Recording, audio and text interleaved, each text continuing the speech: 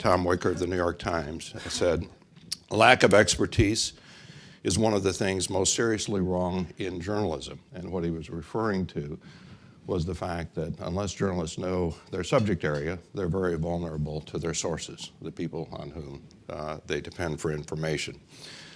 And underlying these criticisms, I think, is a rather unique feature of journalism as a profession. If you think about professions, for the most part, they're defined by a body of knowledge. So to be a physician is to know medical science.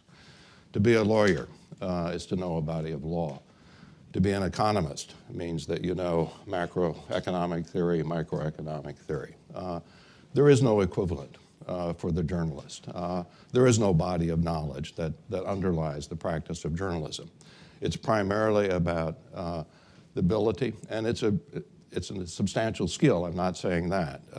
It's the ability to gather, put together, disseminate news. And that puts journalists to some degree at a vulnerability in what they do. During the first Gulf War, there was a sign in the Pentagon press office that greeted journalists. It said, "Welcome temporary war experts."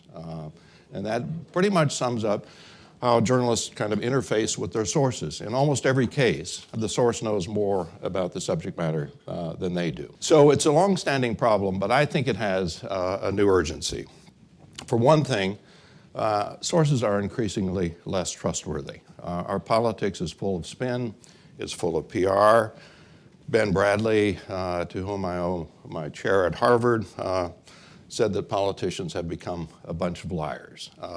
I think that's an overstatement on Ben's part, but I think he's got the trend right, that increasingly, our politics is a politics of spin. And that doesn't work well for journalists. By tradition, journalists get most of their information from official sources. Most of the information that we get through the news really kind of filters down. That explains why so many journalists hang out at the White House, waiting for what the White House is going to say that day to shape their news.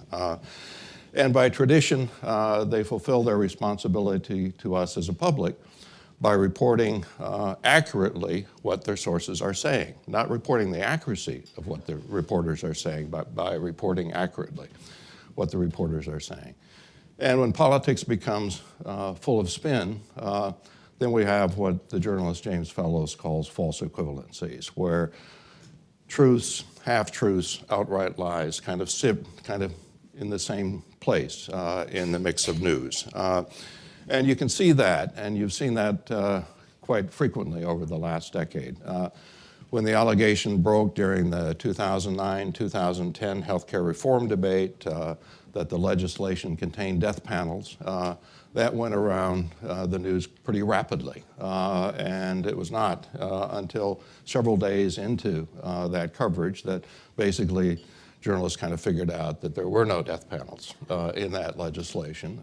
But there was a point, and a lot of that, of course, was fed by talk shows and not by the news, but there was a point in the debate where about half the American public thought that the legislation contained these death panels, these commissions that would determine at the end of life whether elderly would be entitled to more medical care. And it's still the case in polls that about 20% of Americans think that that's part of the legislation. A second reason why I think there's a new urgency is that policy problems are increasingly complex. There are large areas of public life that are difficult to report on, and in fact go underreported because journalists don't understand those policy areas well enough. The Washington Post's Walter Pincus said recently that he was hard-pressed to think of a single journalist who really understood education policy really well. Again, that may be an overstatement on Walter Pincus's part, but if you look at education reporting, we get reporting on kind of testing and where we sit kind of nationally and internationally in testing.